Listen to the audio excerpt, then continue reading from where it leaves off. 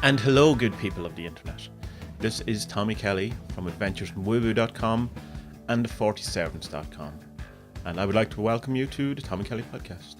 I've got a new mic pop shield for this week, so hopefully it'll be less pops than there has been in previous episodes. For years I used to use coat hanger, and a pair of tights. And it works quite effectively, but aesthetically very unpleasing and not particularly professional looking. Not that I need to be professional looking, as no one can see me when I'm doing these. But it makes me feel more professional looking. So there it is. It's quite nice, quite small, fits perfectly. So last week we had a rundown on the first 10 cards, I think, 10 cards or so anyway, of the 40 Servants. And I said I would follow that up with the next part this week. But I don't want it to be the 40 Servants all the time and getting, till oversaturated. And I know a lot of people aren't, they're not totally into the 40 Servants, or maybe just don't, come to Adventures in Woo Woo and happy enough to read the magic or personal development type stuff. And or, could take or leave the 40 Servants. And, I don't want to be the type of person who demands that you only listen to these things for the 40 Servants or whatever, for my comics or my whatever it is. Whatever element you come to the website for. So I thought I'd shake it up a bit. And rather than another just totally devoted 40 Servants podcast, I would do an audio version of my blog post, 5 ideas that will make your life better. But you're not going to get away with not hearing about the 40 Servants, because I will do one card. And I think that's probably the best way to do it, is one card a week from now on, rather than trying to do 10 cards all in a row. And maybe then a part 2 of the 40 Servants at the end. Something like that. Maybe it's early days in the podcast. I'm unsure what it is exactly, and maybe it'll take its own life and go in a different direction. Who knows? But let's go with it. So we'll start with, what is the Devil card? In the 40 Servants, there's 2 cards that are very, very similar. Well, look very similar from a kind of image point of view or an archetype point of view. And one is the Devil and the other is the Opposer. And they're both kind of devilish type figures. Like the classic thing of the horns, like when you think of the devil, or when you think of Lucifer or a demon or something like that, or it's very like the devil card for a standard tarot deck. So the difference between the devil and the opposer, while both of them are to do with restrictions or opposition, the devil is to do with the restrictions or limitations you place upon yourself. And the opposer is outside influences or opposition. So the devil would be negative thinking, limiting beliefs, lack of confidence, things that hold you back, beliefs that you bind yourself with. Whereas the opposer would be like literally people opposing you, or laws opposing you, or community opposing you, or some sort of like, a good idea of the opposer would be someone at work holding you back, not giving you the breaks you need. Speeding laws, traffic laws, any of that sort of thing. Something that's outside your control that has an oppositional effect on you and holds you back. Whereas the devil, as I said, is limiting beliefs from within yourself. So like, women can't have certain types of jobs. If you're a woman and you believe that you can't have this type of job, that's not true. And it's just a belief that you have. Now, you might have got that from society, you might have got that from other people, but it's actually your belief, you believing it, that is the limitation. Another belief was, I don't have the confidence to do something like that, I'm not good looking enough, I'm not intelligent enough, men can't marry other men can't be in love with other men, homosexuality is a sin. Sin in general would be your thoughts of sin, even though if it came from like a religious background or whatever, it would still be because you believe it, that's the limiting belief. That's the chain you bind yourself where it's not necessarily true. As always, when I try to explain these things, I can't think of any good examples, and I'll kind of just fall back on, kind of cliche type stuff. But, let me see, I'll give you an example from my own life. A limiting belief that I would have had is this idea that some things are for other people, not for me. I remember the very first time I ever came across this, and I was in school, and it was to do with music, and there were certain people like certain bands or whatever, and there was a part of me went, that's their music, that they own that music, that's their music. Or it's just music, Some people can become so associated with a band that it becomes kind of their band, and in a way, you stop yourself from being your band, or your type of music or whatever. But that's just a belief. And so once I got past that, once I sort of went, well, it's just a belief, that's their music, I can listen to it too. And some of I listened to and didn't like. Some of it I listened to and I did like. But it was that thing, it was just my belief that was stopping me from, say, listening to certain band or reading certain books or hanging out in certain places or any of those type of things. The devil would be more than just kind of, not say superficial, but mundane things like that, can go further into a person like me can't do something like that. Someone from my race or gender can't do something like that. Or the brakes just aren't out there, or that's just not possible. Anything that you feel you can't do, but someone else is doing, would be involved with the devil card because of your thoughts and beliefs and therefore actions that aren't necessarily true. And even if someone else isn't doing it, doesn't mean that you still can't do it, because there always has to be one person, the first person to do it. From a magic point of view, this works equally well to break restrictions, to find out what they are, to work with any sort of limiting belief that you have. Like things like, I want to be a writer, but, I'll never be a writer. Work with the devil to, become a writer and then go out and write. It's not just, it's just going to be handed any of these things. You have to actually do the effort too as well. So I hope that explains the devil a bit better for you, or a bit clearer. If not, then just ask me more questions or point at me and laugh and go, this guy cannot explain anything for the life of him. If I was talking to you face to face, I could be able to probably explain these much better. And the new guidebook, which is coming out, will explain them all so much better. So, but until then, this is the best we've got. So I hope it helps. So let's move on to the 5 ideas that will make your life better. I will link to the blog post this comes from in the show notes so that you can read up on it if you so desire. So the very first one, number 1, is take responsibility for everything in your life. 100% responsibility. You are responsible 100% for everything in your life. Now, when I heard this first, my first reaction is, no, I'm not. I'm not to blame for everything in my life. Responsibility and blame are 2 different things. No one is saying, certainly not I, that you are to blame for everything in your life. People who have diseases or bad circumstances or in horrible relationships or whatever it is, you're not to blame for it. But let's say you're responsible for it. You're responsible for your reaction to it. You're responsible for what you do with it. You're responsible on your outlook, how it affects you. You're responsible to move away from it, learn more, all those things. Everything outside, maybe you can blame, say this is the circumstance, but your reaction to the circumstance, your emotion around it, is your responsibility. So what you were given by life, or what life throws at you, may not be your under your control, but your response to it certainly is. And so you take responsibility 100%. The end result of this is that you get out of any sort of victim mentality. Life doesn't happen to you, and you just react. Is you go, I'm responsible for it, so I'm going to be, I have to go out there and make these things happen for myself. Nothing's going to be given to me. It might be given to you, but you have to come from the kind of point of view of not depending on it. So, again, when I was talking about before on the blog about, doing magic, and in the podcast about this, start from the point of view that magic doesn't exist and then do everything you can to get your goals. Same with the responsibility. No one owes you anything. No one is to blame for anything. Start from the thing that I am in control. I'm responsible for this circumstance, and move from that. Now, this is very handy even in times when you're totally not to blame for something. It's like, say you're having an argument with someone and they are absolutely, without a question, they're at fault. Taking responsibility in this situation is even knowing that they're at fault. What are you going to do, or what can you do to resolve the situation, or walk away from the situation, or get whatever desired result you want from it, rather than just blaming the person. This person is ruining my life. This person is being unfair. This person. What can you do about it? That's taking responsibility. What can you do about your life, whether it's shitty, brilliant, awesome, sad, whatever? What is it that you can do, and take responsibility for that? There's loads about this on the blog, so if you want to read more about it, please do. Number 2 is stop pretending you know everything already. This was a game changer for me in a massive way, in thinking that because I was doing something or being paid for something, or somehow seen as not an expert, say, but somehow seen as, this is your job, that I was meant to know 100% of everything and be a total and utter expert and never not know anything.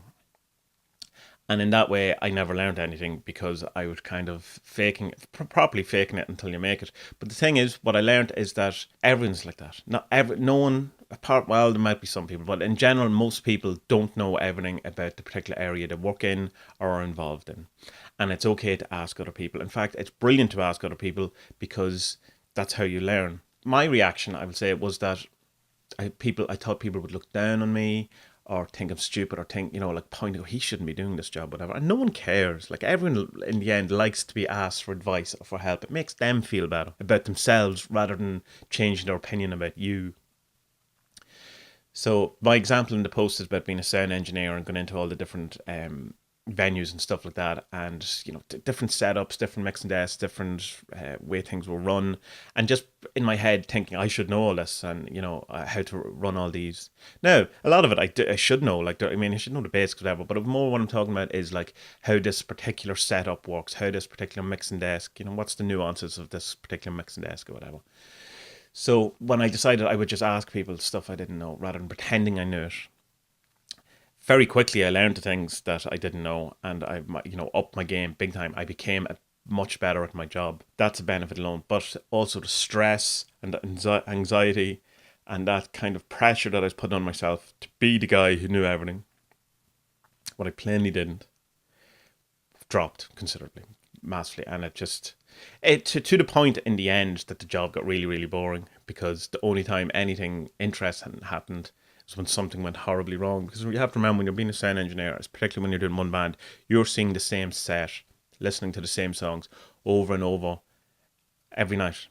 So when everything's going well, it's kind of boring, in that, you've seen this all before. So the only kind of excitement you get is when something, when a speaker blows up or something. So, but that's the way it goes. So there's also there's an aspect of this which is good, to stop saying that you've read books you haven't, and bluffing your way through conversations. Stop saying you know things that you don't. But TV shows or subjects you don't really know about, bluffing your way. Learn what there's, ask questions. And this leads very nicely into number 3, which is learn from others by listening more than you talk. This comes down to, I had a realization when I was talking to someone that I was just trying to tell them what I thought rather than listening to, whatever side or opinion they may have. And this talking about it, I already know what I think. I already have that knowledge. They may have knowledge that I don't know about. And me standing here trying to convince them that I am right, I'm learning nothing from this. I'm learning nothing from other people by talking to them, because I'm spending all my time trying to tell them about the stuff I know. In some kind of trying to impress them, maybe trying to make sure, to be seen that I'm right, that I am, some sort of shitty thing that people do by talking over other people and not listening to them. That old expression of, people that aren't listening to you, just waiting for their turn to talk. I was certainly guilty of it, still guilty of it at the time, but I'm much better at it, I think, where I try to hear what the other person's saying. Not necessarily agree with what the other person is saying, but you will not learn anything new from talking to other people if all you're doing is telling other people the stuff you know. So listen to other people, ask other people questions, same as what I was saying before. Stop pretending you know everything, because we don't. No one does. No matter what some people say, they don't. Everyone has something, always something to learn. So listen to people more than talk. You already know what you know, and other people may know something that you don't know, and you're not going to find that out unless you actually listen to them. Number 4, stop paying attention to the news or all media, or generally just block everything on the internet. The news and the media, the way it's presented, it's not news, it's bad news. It's fear-inducing, it's to make you feel uncomfortable, to put you in a state of anxiety and worry. And depending on who you ask, the reason for this is either to make you spend money on things that you assume will make you feel better about life in a commercial sort of sense. You should watch Century of Self by Adam Curtis, that documentary. Or it could also be some sort of crowd control thing where if you keep the population scared, they're not likely to rise up and, kill the archons. It could be a bit of both. And in fact, I'd probably suggest it's a bit of that, both, and probably other things as well, in that people want to hear bad news. Shock. If you have a newspaper that goes, everything's fine, no one's going to buy it, because, you have to be in some way motivated, shocked into, spending money or being interested. It's why the entire internet is now just clickbait. because if you don't have clickbait, no one's gonna click. That's just it. So I don't listen to the radio news. I don't listen to any TV news. I don't watch any political type programs. Don't watch any news programs. I watch a lot of documentaries still. So it's not that I'm just hiding in the sand, my head in the sand. And I keep up, learn still an awful lot, but I just stay away from mass media, mainstream media, and anything like that. So much so that people look at me with two heads when they say, well, what do you think about this? And I go, I didn't even know that happened. Recently, someone died in political system in Ireland. I didn't even know, and people couldn't understand that, and other things. I'm delighted I don't know. It's depressing and stressful to carry that stuff around with you, particularly if you did what I do and wake up in the morning with the radio news, and then first thing is a bombardment of horrible stories that you just wake up into and carry with you around like a black cloud around you. So I haven't watched the news or read the news, and I have most things blocked, most news sites, and my life didn't fall apart. And my mental health is like so much better for it. So try it for a week. Don't try it for a fortnight at minimum and see how it goes. At the beginning you'll feel you're missing stuff, and then you'll discover that even the things you're missing are things you couldn't do anything about other than worry about or stress about. Most of this stuff we can do nothing about. So that's not a nice thought to have, and it's not maybe too altruistic or anything, but there's a lot of things I have no control over, and all I can do about them is worry, and I'm not doing that anymore. So the last one is where I lose most people, because people love their caffeine, and it's give up caffeine. This was such an amazing, eye-opening, game-changing, utter cliche-inducing statement change for me, giving up caffeine. I used to not suffer from bad panic attacks, but there'd be a lot of this kind of panicky feeling, an underlying stress and anxiety of just there's something's going to happen, which was constant, a constant dark passenger with me. And I just felt that was that was who I was. I was a worrier, I was a stressor, I was anxiety, because that was my baseline mood, or my baseline what's the word Tommy is looking for? Just how I felt. That was just my base was very, if just left on idle, that's where I was. That's where my base mindset was, my base mindset. And I assumed everyone was like that, and I don't think everyone is like that. But what I discovered is that an awful lot of the panic and an awful lot of the anxiety was actually just being high on caffeine. I drank, a lot of coffee, not a tremendous amount of coffee, but a lot of coffee. Like, well, it all depends on what you think is a lot of coffee. I've drank 10 cups of coffee anyway a day. So that to you might be a tremendous amount of coffee. That might be, a very weak amount, depending. If someone was saying to me recently they measured their coffee intake in pots, and I understand that, but I wasn't quite there. Not every day, but I had my days. But immediately upon giving that up, that baseline fear went, like, very, very quickly, like days. Not even days, like I'd say hours, but more than 24 hours, less than 3 days. You could notice that just your heart just stops, that constant, the adrenaline rush goes, the fight or flight kind of fear just pulls back. And my baseline mindset, from my baseline, line of where I was, just went, oh yeah, there we go. Alan Chapman actually talks about this in one of the books, I would say, looking at my shelf. It's probably the Urn or Blooded Saints, where just everyone's just, basically high, and our nervous systems are destroyed because of coffee and being hyped up in coffee and all that sort of stuff. And it's thinking about when I read that, I've read that a lot and ignored it. And then whatever, one of my last kind of not my last read through, because I haven't had coffee in, it's over a year now, any caffeine. It's just so true. We've destroyed our nervous systems with, being, and energy. I never did energy drinks too, but I'm sure that's exactly the same. Just, totally go, go, go, go, all the time, and any wonder, like, we're anxious and stressed and feeling like shit, it's just because you've pumped yourself so full of drugs. Now, people worry about the withdrawal. Personally, I didn't get a bad withdrawal, and I said 10 cups of coffee minimum a day. So, I should have got some withdrawal. Just drink a ton of water with it, I switched to decaf, and I still get my kind of my taste. I still like the taste of coffee. It's not like when you give up cigarettes and then you smell cigarettes or you try one, after months and it's just disgusting. Coffee still tastes lovely. It's not that. So I mean, it's the drug element isn't making it taste nice. It's still a nice drink, and so decaf for me is really good. I also have a lot of the herbal teas, which I really like, but I drink a load of water, a lot of water, which also helps. Maybe it's part of this is the dehydration levels as well. Now people have asked us, well, I don't drink that much coffee. Will it make much difference? When I cut down and I wouldn't drink coffee after noon or midday, as we call it here. It didn't make a difference. That baseline panic thing didn't go away. It was only until I completely cut out the caffeine that it went.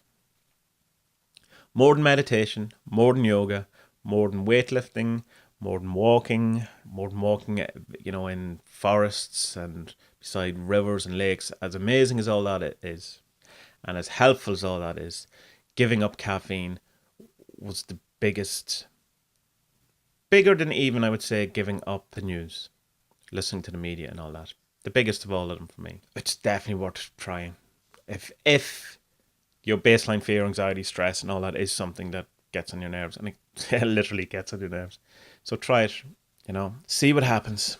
Give it up for 2 weeks, give it up for a month. And if you still need your coffee and the panic doesn't go away, then it's not for you. But I guarantee you will notice a change. I can't guarantee you. How can I guarantee you? I don't know what your physiology or your body's made of. I can guarantee you that it made a change for me. That's what I did. It changed. It was brilliant for me. Okay, so that's it. That is the 5 tips, ideas, or what did I call them? 5 ideas that would make your life better. I should probably have said 5 ideas that can maybe make your life better, but then no one would have clicked on it. I should have said 5 ideas that will definitely make your life better, and if you don't click on this, then, you will never know, and maybe got some more clicks than I did. But, I don't need the clicks. So, next week, we will go back to doing 1 card a week, or maybe more. Depends, we play it by ear. We do not make any rules. So in the meantime, you can check out adventuresinwoohoo.com. There's a new blog post every Thursday. The weekly woo goes up on Friday. There's new videos on the 47s on Wednesdays and Saturdays. The news mailing list, the newsletter, that's the word, goes out on a Tuesday, and you can sign up on that on the website as well, adventuresinwoohoo.com. If you want to know more about the 40 Servants, the deck, or the magic system, or any of that stuff, that's also on adventuresinwoohoo.com, or you can go straight to the40servants.com, and that'll bring you straight to the page with all the card meanings, all the ways to buy it, all that stuff. The guidebook is coming. It's I'm really putting a lot of effort into it. My mind is full of 40 Servants at the minute. I can barely think of anything else, but it's going to be cool. It's going to be cool. It's going to be worth it, and it's not going to be that long. I'm thinking a month I'll be finished, and then it'll go to Robbie to proofread, and he'll then cry at how bad it is probably, and then after that it should go up, because I'm doing it with the Kindle print thing, the Amazon thing, Create Space, that's the one. I don't have to wait. I can as soon as I upload it, it'll be on sale, so it's not that far away. So that's it. There's the YouTube, the Twitter at Tommy Kelly, the Facebook pages. Come check me out. Have a great week, and yeah. Talk to you soon.